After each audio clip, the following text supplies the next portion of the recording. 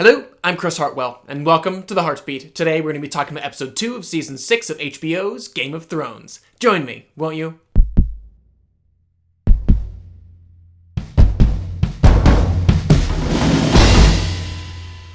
And Bran returns to Game of Thrones and will now act as the device to allow flashbacks to happen on this show, enabling us to journey into the past and see some of those integral events which are now affecting Westeros' present, which is a pretty cool device. I myself often preferring being shown things over just told them. Though, at the same time, I could honestly listen all day to Peter Dinklage tell stories about how his father humiliated him for sleeping with the whore, or how his mentally challenged cousin would squash beetles, or just how much his childhood self longed for a dragon. There is just almost always more than one thing happening on that man's face, which provides such a level of nuance and enables me to believe in even the clunkiest of written lines. And as a side note within a side note, perhaps it's just because I know that showrunners David and DB are now flying solo without a published George R. Martin book to act as their guideline, but there have been a few lines in the last couple episodes that have felt just a little bit more modern than this show is used to, and I thought that Tyrion's "the next time I have an idea like that, punch me in the face" was just one of those lines, though again, Dinklage is able to sell it and make me believe it in a way that none of these Sand Snake lines have been delivered recently. But back to talking about that flashback, which initially took me a second to kind of figure out, why am I hesitant to fully embrace this? And at first I thought it was because, this is this show's first and therefore kind of contrived feeling flashback. But upon further reflection, I did recall there have been other flashbacks, specifically with Bran himself touching another weirwood tree back in season 4. So for me, what made this flashback feel just a little bit neat and kind of expository really came down to kind of the straightforward cut and dry way that it was directed and shot, which really stood in stark contrast to some of the very kind of non-linear, almost ethereal ways that past flashbacks had been put together on this show. Even so, I think it's so cool that this world's specific mythology is being used to take us into the past, and that is using the fact that some wargs, like Bran, are not only able to enter into animals, but into trees as well, and experience the past, present, and maybe even the future that they have and will experience. Also, before we move on from Bran, if anyone's still wondering what the heck that strange creature was that was with he and the three-eyed raven, well, her name is Leaf, and she's part of a non-human race that inhabited Westeros long before the arrival of men called the Children of the Forest. And we did actually see her back at the end of season 4, played by a different actress, just blowing some White Walkers away with fireballs. Now, I wanted to take a second and actually talk about two cards that Game of Thrones very often plays, ones that kind of ironically coincide with one another. Card number 1 is they will often build towards a big climactic moment, but then not show us that big climactic moment. Like when Tyrion, back in season 1, was about to go out to battle, only to get knocked out moments before. Or the moment this week that was neither unpredictable nor all that climactic, when the wildlings come to the rescue, but beyond a couple of giant Hulk smashes, don't really do any legitimate fighting. Though, more than anything, that is just a classic example of this show saving its budget for a big epic battle later on in the season, which, if it's anything like last season's Hardhome, I am completely fine with. And the second card that this show so often plays is they really surprise us with a moment, a terrifying, bloody, climactic moment, and refuse to cut away until every last drop of blood has been spilt. The Red Wedding or the Purple Wedding being prime examples of this. And though the showrunners have certainly failed to, in the past, know when to cut and when to linger, those two cards still have given this show a level of unpredictability, which really does make it exciting to watch. And tied directly to that, on this episode, there were a number of moments with some shown, shocking violence, such as the Mountain smashing a drunkard's head against the wall, or Ramsay stabbing his father in the chest, which the director then used to maximum effect later to A, heighten the tension of other moments, such as Ramsay taking his newborn stepbrother into his arms and making us believe that just as he had, in contrast to his father's calculation and consideration, wildly stabbed him to death, so he could and would throw that baby into the fire. And B, that shown violence then did allow other moments to almost be completely left up to the imagination, such as the dogs devouring that same child and his mother. That doesn't occasionally mean that we don't encounter some sort of frustrating reveal or frustrating withholding of a reveal. And actually I found Bran's line to the three-eyed raven, "You finally show me something I care about, and then you drag me away," was kind of this showrunner's sort of tongue-in-cheek way of acknowledging that. And to kind of reflect on that flashback a moment longer,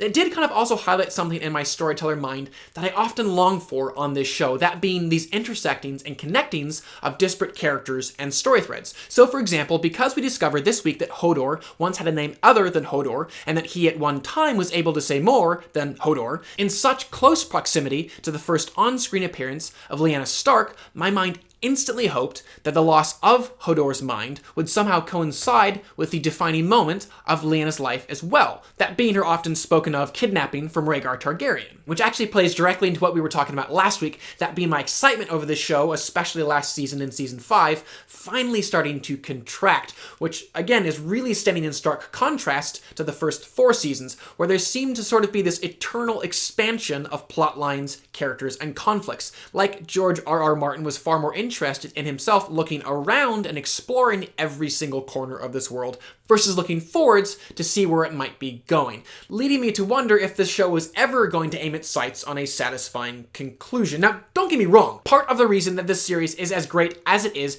because George R.R. Martin has chosen to let the story naturally evolve and felt the freedom to explore what he's passionate about, and we the audience have felt and enjoyed that passion. At the same time, he has accrued a lot of narrative debts. With that said, though, while I am really excited about those narrative debts being paid off by having certain plot lines converge, characters unite, or resolutions arrive, I don't want any of those things to occur at the expense of what we have invested in previously. So, on the positive side of this, I have continued to really enjoy how characters like Cersei and Melisandre have been handled this season, really being treated to some marked changes in both of them, changes that feel fresh, as well as justified, which indicates to me that the writers believe in what came before and wish to reconcile who those characters have been for the past 5 seasons with who they will become moving towards the finale. The tough thing about a show that is as complex as Game of Thrones is, it is incredibly difficult to make every change in every character feel both fresh and justified. There are just so many balls in the air to take the time to focus on any one of them risks allowing the other ones to fall to the ground.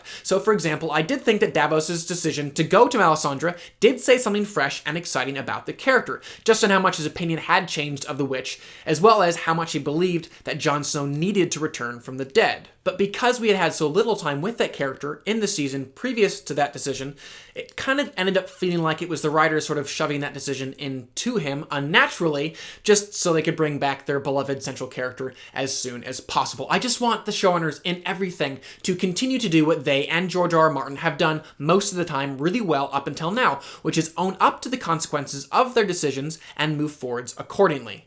Which is also why the very quick reunion of Arya and Jaqen and the quick separation of Theon and Sansa all sort of concern me just slightly. I just don't want this season to be about undoing what happened last season, all for the sake of simplifying things. With that said, though, there have been a few different instances in the last couple episodes that haven't bothered me as much and have kind of indicated to me that the show is starting its less complex, more streamlined sprint towards the finish line. That being these rather abrupt deaths. So even in this episode alone, it's out with Daddy Bolton, and it's out with Daddy Greyjoy, though he was just replaced by his brother Euron. Even so, the reason that these prunings and simplifications don't actually bother me all that much is I would be more than annoyed were we to continue to spend time on these nuanced side characters and in these kind of interesting subplots, which would allow me, yes, to continue to sing the praises of this varied, complex show, but I would only be able to sing those things until the series finale, at which point I would stare at the screen and watch the closing credits and just think, wait, what about that storyline, and what about that plot thread, and what about that side character? Were any of them meant to work towards any sort of satisfying conclusion? I just so want to believe that David and DB are preparing for me this ultimate feast of a finale. Right now, they're currently kind of mixing together all these different ingredients in different places and at different speeds, but ultimately, they're going to bring them all together for this beautifully complementary, completely satisfying 9-course meal of a finale. Though, something that I should probably start considering, if indeed I do want to find some satisfaction in this series finale, is that so often this show has prided itself not on necessarily being like anything from fantasy, but being like things from history. So maybe the best question to ask is, how have the wars in our history concluded? From Rome's subduing of the ancient world, to Napoleon's conquests, to the Revolutionary War, to World War II, to Vietnam. Well, in different ways, each of them, but none of them in some pretty neat fashion. And more importantly, have those wars resolved the world's problems and tied together every nation, faction, and tribe, or concluded everyone's squabbles? No. So it may then be wise to begin to prepare myself for a Game of Thrones finale that ends things in a similar fashion. And with all of this said, I will say too, even as I long for a bit more of a streamlined show, there are certainly limits to what I'm just willing to have chucked out the window. So for example, completely throwing out all that Dany has done in season 1 through 5 by having to return alone to the Dothraki would simplify things, yes, but if that's all it does, then it would also be horribly frustrating. Which does segue us into this week's Twitter question, which once again comes from Griffin Watson. How the hell do you think Dany is going to get out of the Widow Castle in Dothrak? So, in the last episode, we learned from the current Khal and his rather jealous wives that the widows of past Khals are taken to Vaes Dothrak, the Temple of Dosh Khaleen. Well, like I mentioned last week in that episode, I was probably most let down by its decision to take the character of Dany back to the Dothraki, just because it seemed like it wasn't going to do anything more than retread old territory that nothing new or exciting could happen in. However, let's just assume for a moment that David and DB are as brilliant as they've proven themselves to be for the last 5 seasons, and seriously consider what is something new that Dany could learn or do in the company of the old. Well, let's first ask, what has she been striving towards for the last 5 seasons? The simple answer, to get back to Westeros, but has time and again been held up by different happenings. And some would argue that those holdups could be justified, such as staying in Meereen to ensure that it didn't return to its old broken ways. Even in those endeavors, she's often been less than successful, which I really think has led to this kind of deflating as the show has worn on, to the point where she might even now be thinking, do I have a place in leadership at all? Does this world actually need me? Or would it not be better for me just to go to this temple and live out my remaining days in peace? So, though I think the how Dany is going to escape the old Dothraki retirement home was actually answered on this week's Previously on Game of Thrones, when they cut from Tyrion saying, "We won't be sailing to Westeros anytime soon," to Dany's now unchained dragons, which, sorry Griffin, I need to derail your Twitter question for 2 seconds, just to say, I felt like this episode, there was a certain element of inconsistency when it came to the tameness/wildness of Dany's dragons. After all, the whole reason that she, the mother of dragons, the one who should consequently have the most control over the beasts, chained them up to begin with, was she couldn't control them. And now Tyrion, someone the dragons have never even met and have no allegiance to at all, is suddenly able to unchain them without being instantly consumed? But let's get real, Dinklage, the direction, and the cinematography in that scene were downright brilliant, and it probably was my favorite moment of the entire episode. Anyways, back to your Twitter question, Griffin. The how Dany will escape, my assumption anyways, are her dragons, but kind of the more interesting question is the why. And I think in the next few episodes, we'll really see Dany understand that the world needs her. And that's why she needs to escape. Her dragons need her, the world needs her, and it's in no way time for her to retire. And of course, I would be remiss if I didn't at least address the elephant in the room, Jon Snow's return. Though I don't personally subscribe to the theory that he warged into Ghost moments before being stabbed to death by the Night's Watch, I do find it worth noting how little faith Melisandre seemed to have when she was trying to raise him from the dead, leading me to believe that maybe she wasn't actually the one to bring him back at all. Anyways, that is this week's review of Game of Thrones. I would still love to know what you guys thought of the episode, so definitely comment below and let me know. Also, in the upcoming weeks, I would love to take some more Twitter questions from you guys, so definitely hop on over to Twitter and send out your questions, hashtagging all of them, the heartbeat, and I'll do my very best to answer as many of them as I can right here on the show each week. I also wanted to announce that I'm actually now partnering with a group called Storyforge, a group of artists who are working on some really fantastic, varied projects, such as an audio production titled The Dracula Files, as well as some really fun webcomics. And I'll leave a link to their website below. And just so you know, this probably won't affect too much these reviews that you guys are now enjoying, but the partnership may lead to some other interesting, fun creations in the future, so stay tuned for those things. Also, please do subscribe. I'm going to continue to review films and television on this channel, and I would love for you to stay up to date on all of those things. But for now, I'm Chris Hartwell. This is The Heartbeat. Thank you for joining me.